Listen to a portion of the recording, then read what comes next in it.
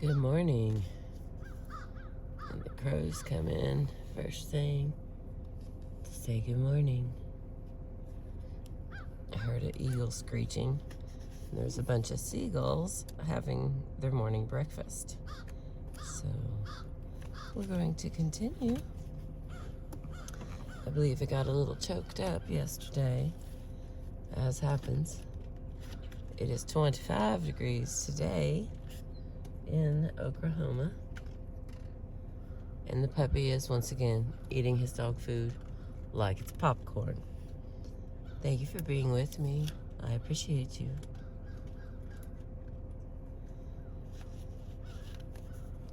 The morning of the wedding, everyone in Sankarapadu, from the ancient to the just born, congregated in the church by the lotus pond. Except for the pastor in a rusty chair, everyone was seated on the mud dung floor.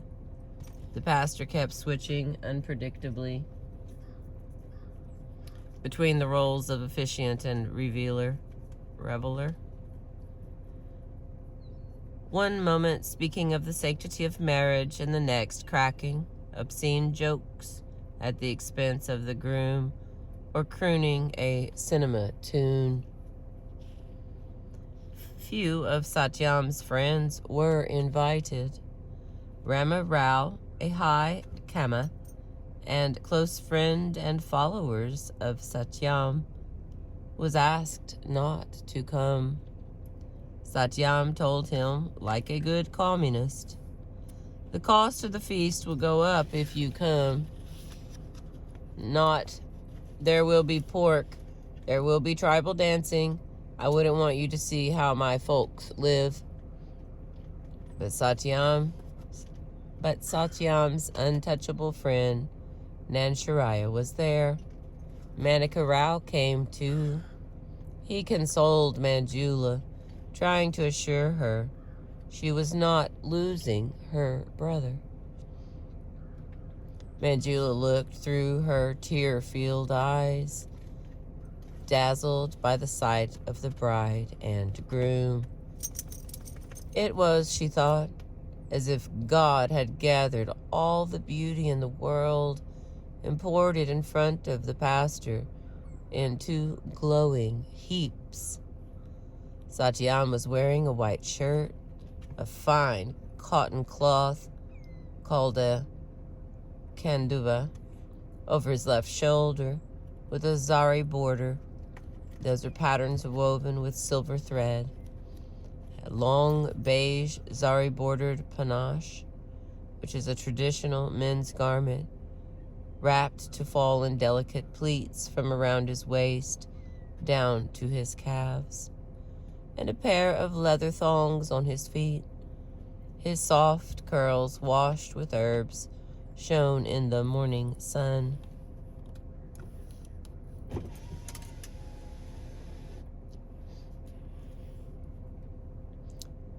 Mania Mama was wearing a beige silk sari with a red zari border. The women of the village had rubbed her skin with cream and turmeric before they bathed her. They decorated her eyes with katuka, which is eyeliner, hung 12 red glass bangles on each arm, and wove jasmine blossoms into her long, silky hair.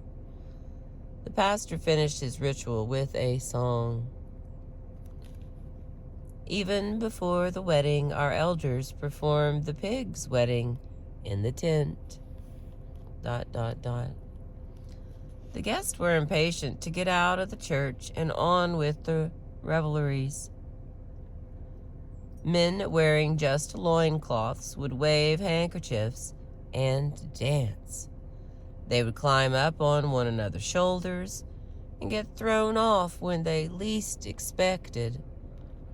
The pinnacle would come when they chased the main reveler and pulled off his loincloth.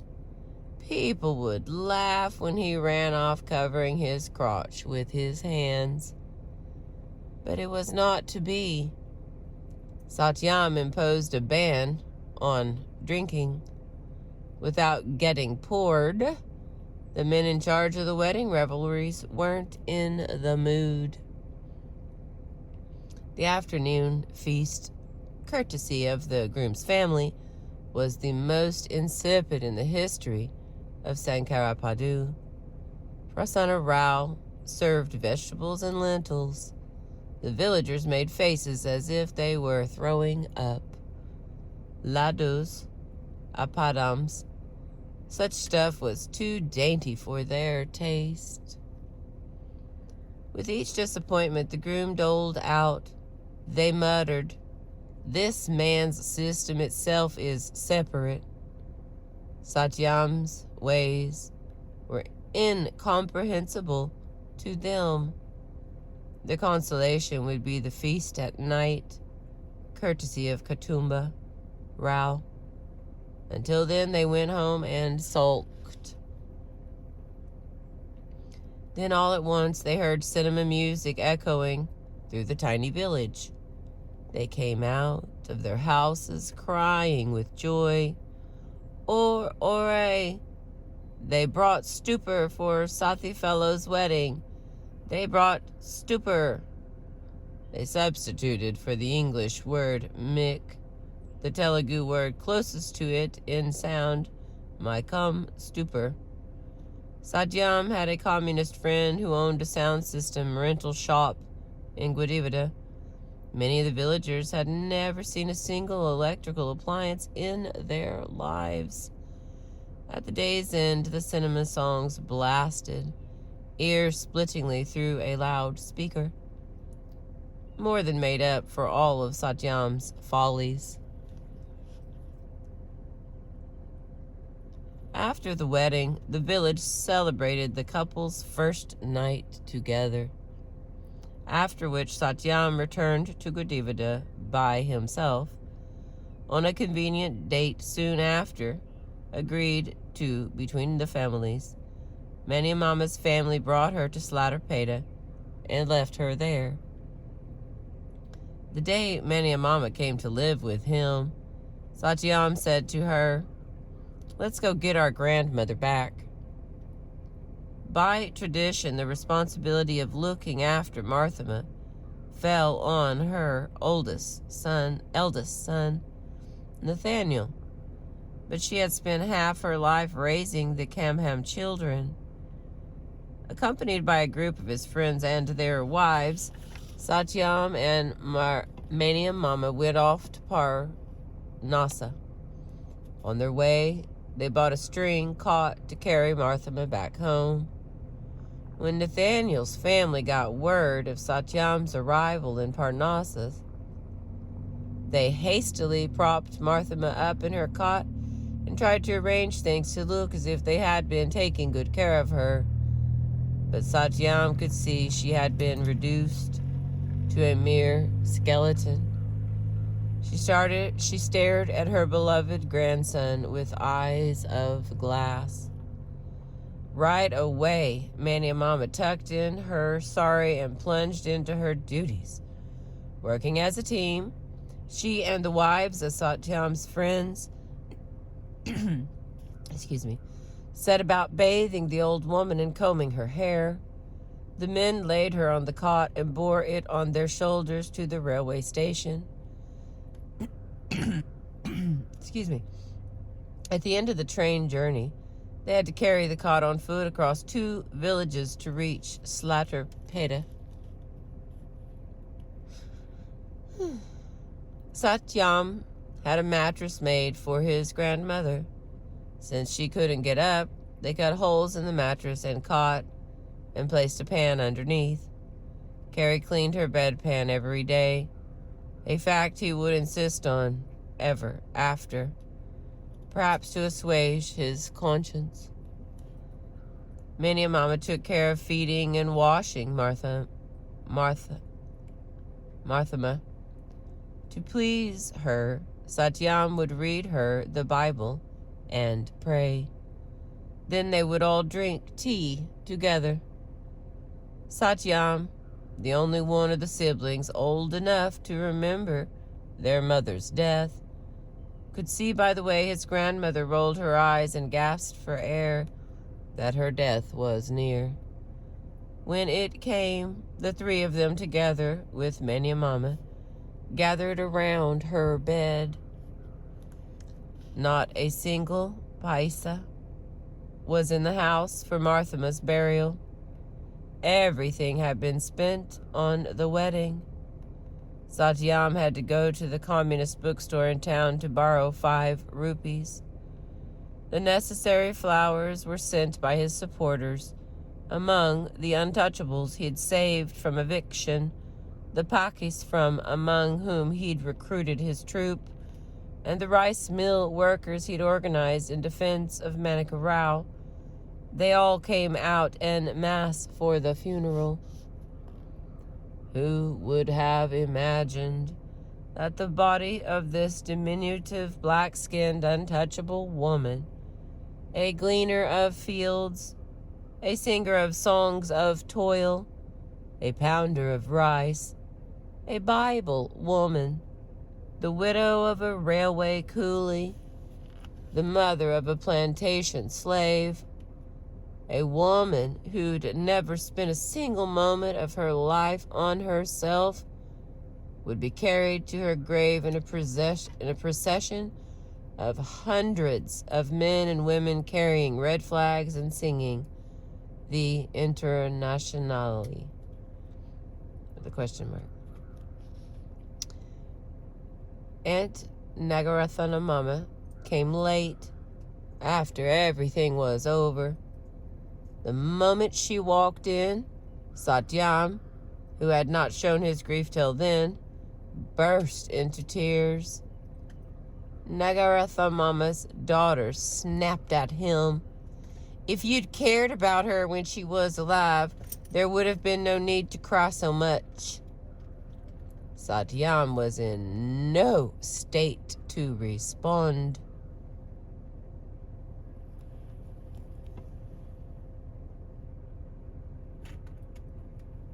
You're okay, little buddy.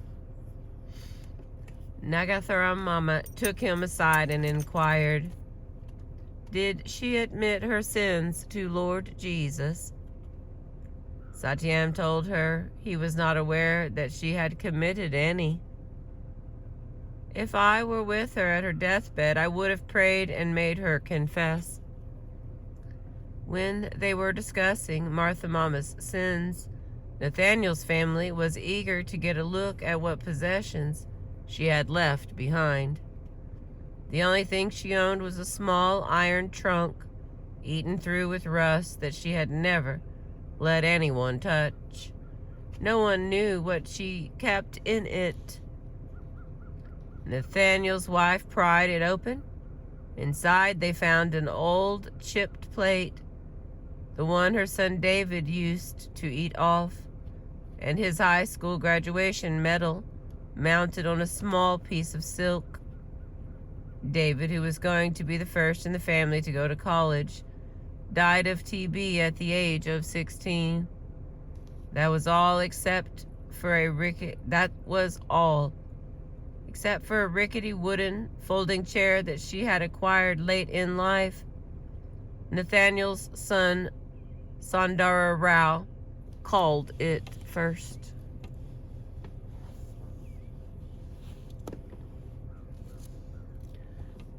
Family. In the 1955 elections were the funeral of the Communist Party in Andhra. Out of 169 seats they contested, they won just 15, while Congress won 119 out of the 142 they contested. The rich peasants dealt the death blow. They had supported the communists in 1952 when the party was coming off the first fight against the feudal elite in Telangana. But by 1955, that battle was over and won. The landed classes, by and large, united behind Congress. Out of the unity arose new rivalries among the rich peasant castes. Now the Kamas were vying with Kapus for dominance. The student body elections reflected electoral politics in the state. The communist student wing, the SFI, was weak, and Congress strong, with a rift between Kamas and Kapus on campus. Some Kama boys were harassing non-Kama girls. Kasuma, a dazzlingly beautiful Kapu girl, was a special target. The boys would challenge each other to cycle past her and snatch excuse me. The boys would challenge each other to cycle past her and snatch the jasmine blossoms from her hair. Satyam told his friends to be vigilant and try to defend the girls against these attacks. He also sought to take advantage of the underlying caste rivalry. Kamas dominated the Congress panel in the student elections, so Satyam recruited Kapus for his SFI panel. That was how he came to nominate Vithalaswara Rao for the post of General Secretary. Vithalaswara Rao, the son of the wealthy Kapu landlord and Hightown official, was tall, with high cheekbones and smooth, hairless, dark skin that made him look like a sculpture in brass. While not especially studious, he was popular and always surrounded by a number of friends. For her brother's sake, Manjula took an active part in the campaign. Not long after she joined, Vithalaswara Rao approached her and said, "I want you to be on my panel as ladies' secretary." Manjula blushed, smiled, and modestly demurred. But Vithalaswara Rao insisted, "You will do it, and there will be no more discussion." Against all odds, the SFI won, and Vithalaswara Rao was elected General Secretary. Manjula, quite unexpectedly, lost by 1 vote.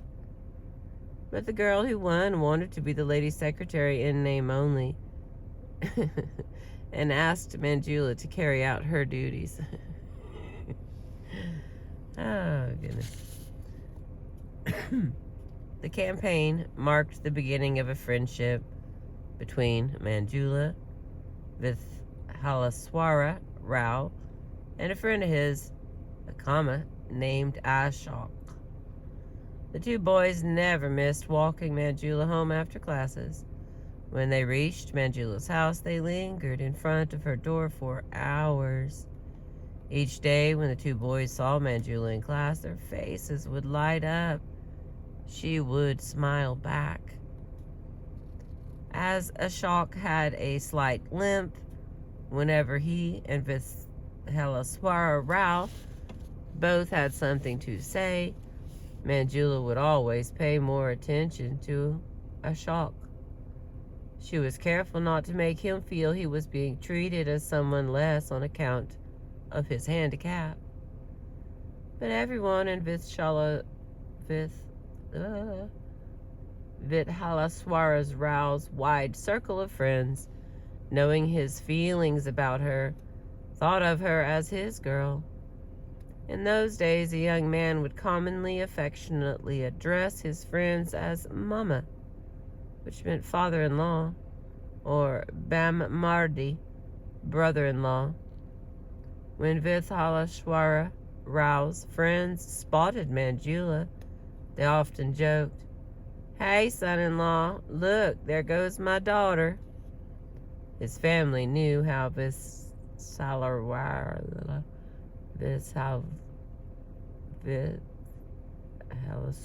Rao felt, too.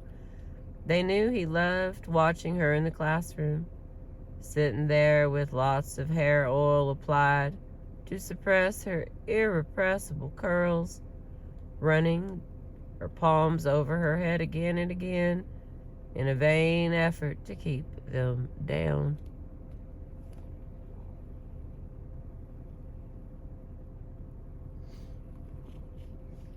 It wasn't Satyam's way to say anything about her friendship with these men to Manjula directly.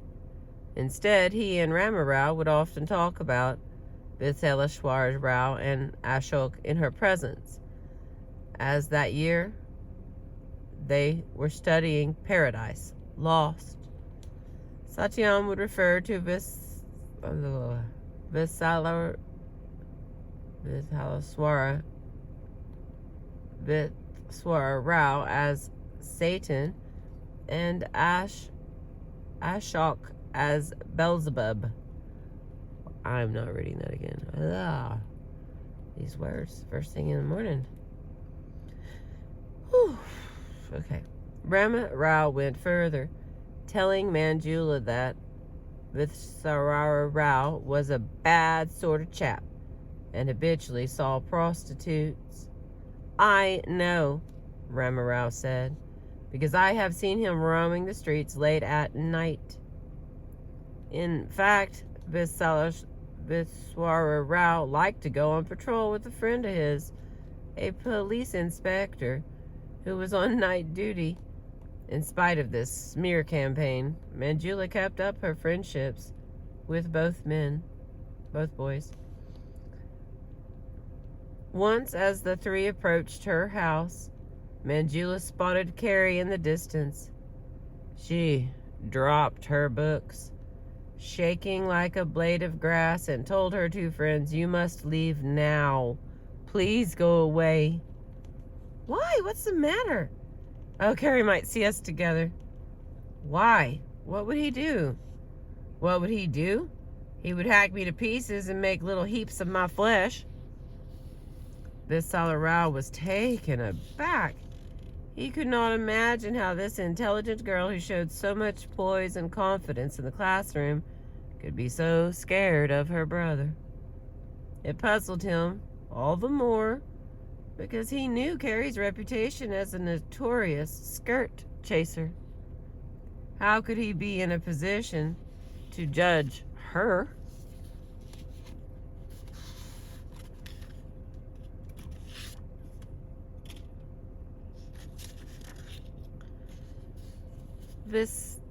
Vithaleshwara Rao didn't understand how Carrie's mind worked. The more females who succumbed to his seduction, the more Carrie was convinced that the entire female race was born loose, and the more tightly he sought to control his sister's movements. Manjula feared another man, her history lecturer, Mr. Ramaprabhu, a dogmatic Brahmin who despised untouchables. He flaunted his Brahmanism, wearing an old-fashioned panchi, a traditional men's garment worn around the waist, a tonsure, and a forehead bota, which is a ritual mark. Every day, every single day, he made Manjula stand up and scolded her in front of the class. "Why are you here? If you want to giggle, giggle outside, not in my class. Why are you looking there? If you cannot focus, why do you pursue education? Education is not suitable for the likes of you." All the students could see he was tormenting her for no reason. He always picked her to answer his questions. If she couldn't do it, he would disparage her intelligence, and if she did answer, he would say, "So you think you know everything? You know nothing." When he did such things, Vithaleshwara Rao and Ashok would send Manjula glances of sympathy from across the aisles. Ramaprabhu had the two men come to see him in the staff room and asked, "Why do you talk with that girl? Can't you see she's nothing?" Then in January, Naranja Mama came to Guadivida to stay with Manjula's family in Slatrapeta for a week. During her visit, she noticed Viswara Rao's walking Manjula home and asked her, "What caste is he?" When Naranja Mama heard, she advised Manjula, "Forget about him. Intercaste marriage is not for you. Don't let it get into your head that you mean anything to him." This from Naranja Mama of all people. Manjula was hurt. She started to wonder, why does he always walk with me? There must be a reason. Finally, she asked him, "Are you befriending me because you want to get close to Kasuma?" Viswara Rao was bewildered. "No, I have no interest in Kasuma." "Then who is it? Tara?"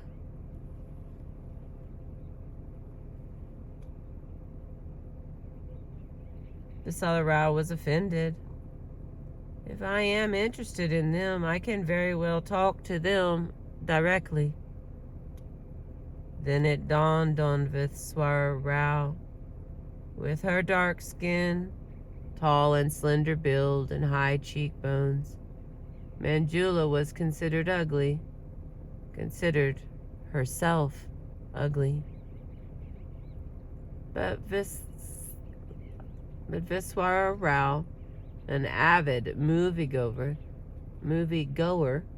had picked up Western tastes in female beauty from Hollywood films. He liked tall, slender girls. He loved high cheekbones. As for skin, it wasn't dark or light that mattered to him. Manjula's skin was fabulously flawless, and that was what had caught his eye when they first met. Excuse me. After Satyam's marriage, Mania Mama was attentive to Manjula. In Telugu, there is a saying, "Marandula Ardha Mogadu." Husband's sister is half a husband. What? It's in quotations, and it says, husband's sister is half a husband. Oh my goodness. I got so many brothers. We didn't know about this one. I'll agree, I can be a bit much, but husband's sister is half a husband. Oh my word. I'm gonna say that's because we help. Alright. Sorry. Let me have a little drink. Stop analyzing.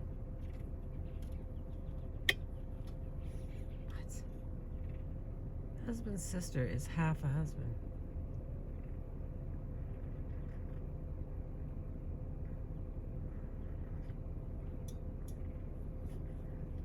Wow. All right, we continue. Mania Mama wanted to be a good bride, did everything for Manjula to make her feel better about the marriage. Satyam and Prasada Rao bought Manjula half a dozen saris. Not plain white ones this time, but real saris with floral prints and borders. Every day, Mania Mama washed those saris and starched and ironed them so Manjula could go to class in style. Her classmates began to look at her in a new light.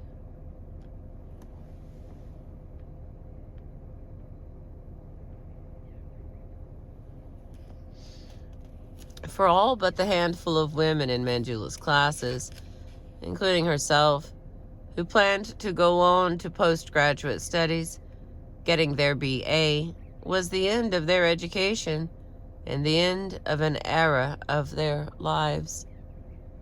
Now they would get married off and stop living for themselves. Marriage meant living for husbands, children, and in-laws.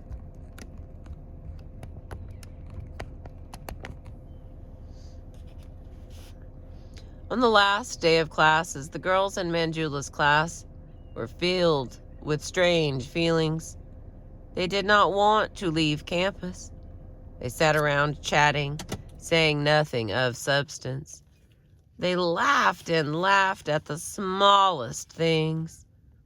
In college, the girls had felt a kind of freedom they would never again have in life.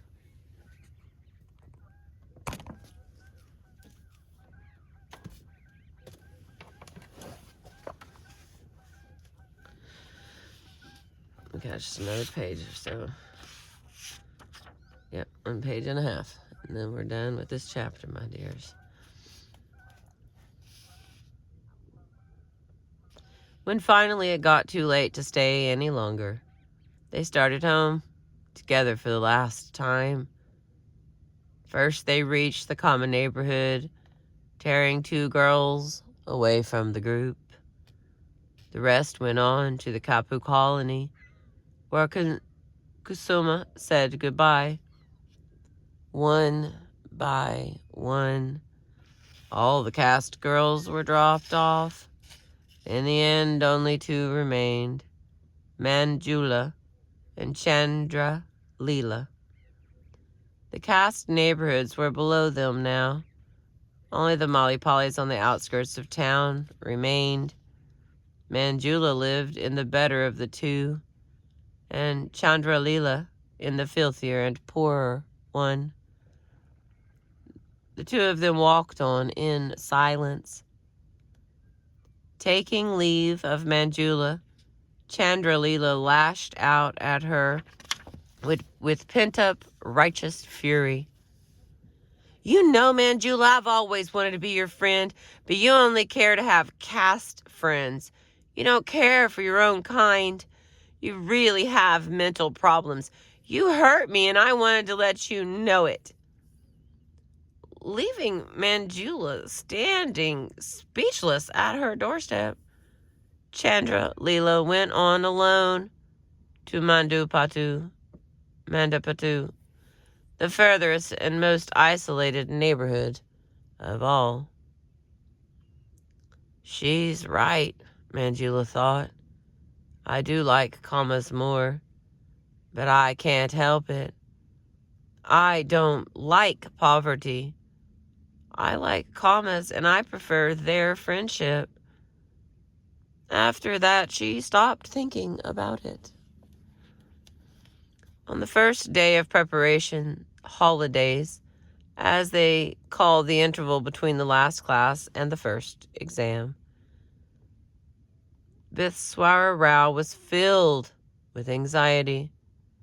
At first, he couldn't tell what was wrong, but after a couple of days, he realized that it was the prospect of not seeing Manjula.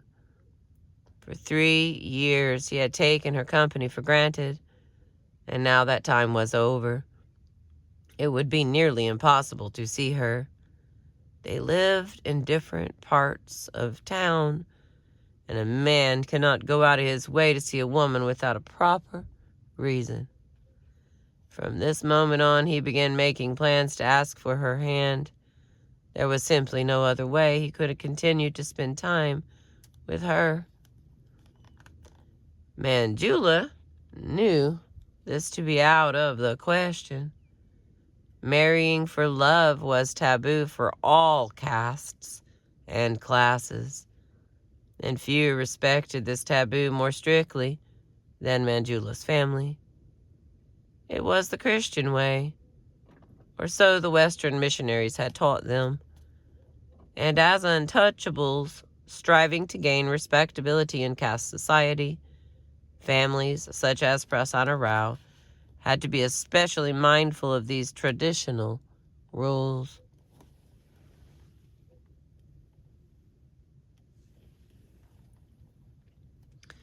If there had ever been a chance of Manjula's going against her family in her choice of husband, the Azerbaijan affair had foreclosed it. She had vowed never to tarnish her honor. Manjula had warned Viswara Rao never to approach her father for any reason.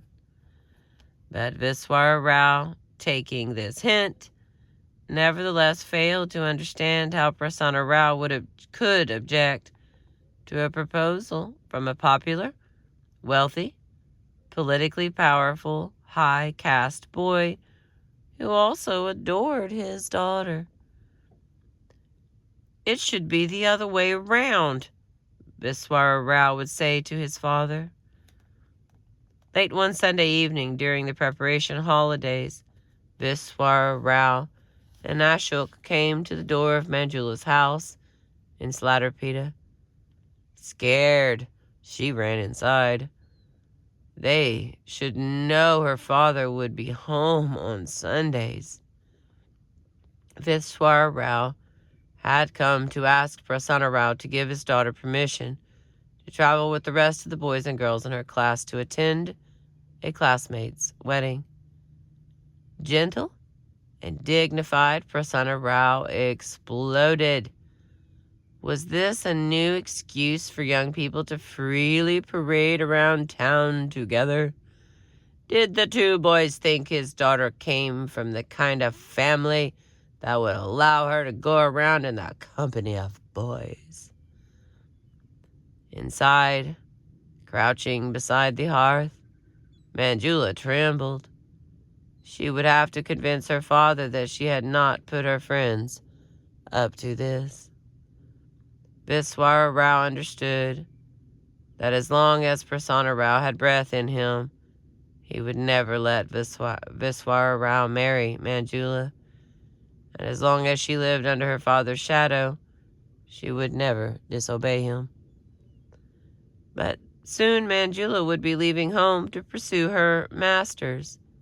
Hopefully he would get admission wherever she enrolled. Then they could be together for the next 2 years. That would be plenty of time to convince her to marry him, whether her family agreed or not. And that is the end of chapter 4. Here's what I've been reading you.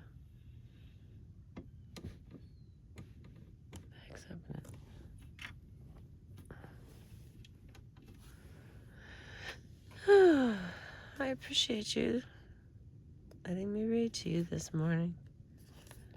It was nice. We're out here in Prue, Oklahoma, catching a beautiful sunrise. I appreciate you.